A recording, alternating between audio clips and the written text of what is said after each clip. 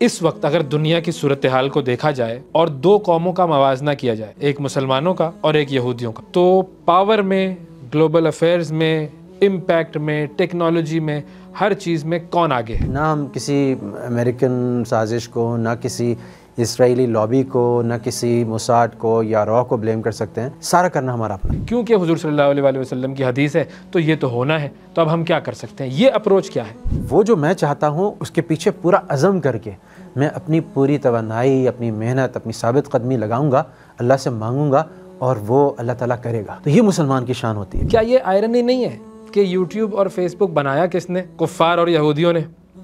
اور وہ چیز جو کفار اور یہودیوں نے بنائی، آج ہم کہہ رہے ہیں کہ چلو اس سے ہی استفادہ حاصل کر لو. ہم اس لیول تک نیچے جا چکے ہیں. جس طبقے کو ایک پرو ایکٹیو اور لیڈرشپ رول پلے کر سکتا تھا تو وہ ری ایکٹیو کیوں رہا؟ کیونکہ ان کو ایک طرح سے جو معاشرہ تھا ان کو باقاعدہ اس سے بالکل کاٹ دیا گیا. ان کا ایجوکیشن سسٹم الگ ہو گیا.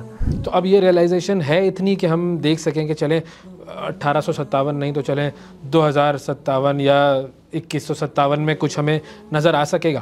آپ لیڈرشپ کی جتنی جو لیول 5 7 لیڈر، ٹاپ کلاس جو لیڈر جو ٹرانسفارم کرتا ہے، وہ آپ کو جو ویسٹ میں لٹریچر مل رہا ہے وہی آپ کو حضرت عمر میں اور نبی کریم صلی اللہ علیہ وسلم نے، حضرت علی میں، حضرت ابوبکر، حضرت عثمان میں ملے گا. سو آپ کے پاس یہ انفیئر ایڈوانٹیج تھا کہ آپ ایکچولی سیدھا کاپی پیسٹ کرتے اپنی کتابوں سے اور ان چیزوں کو پڑھانا شروع کر دیتے. مذہب تو نہیں، لیکن مذہبی طبقہ جو ہے وہ ایک ایسا طبقہ ہے جو کہ ہر چیز سے روکتا ہے.